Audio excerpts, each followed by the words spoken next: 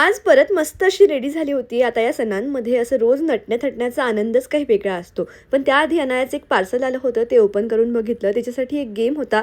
तेच बाबांसोबत खेळणं चाललेलं होतं. म्हटलं संध्याकाळी आपल्याला छान रेडी व्हायचंय म्हणून घरच्या घरी काहीतरी स्किन केअर करून घेऊ.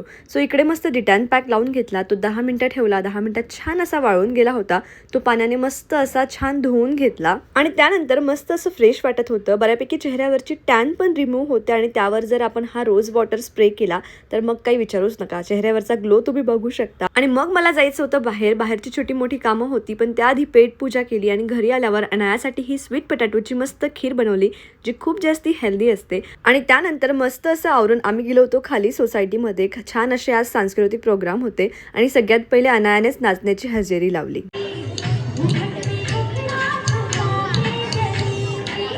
सगळ्यांना डान्स करताना बघून अनायाला वारंवार स्टेजवर जायचं होतं आणि तिथेच डान्स करायचा होता. असो घरी आलो त्यानंतर माझं थोडंसं हेअर केअर रुटीन केलं.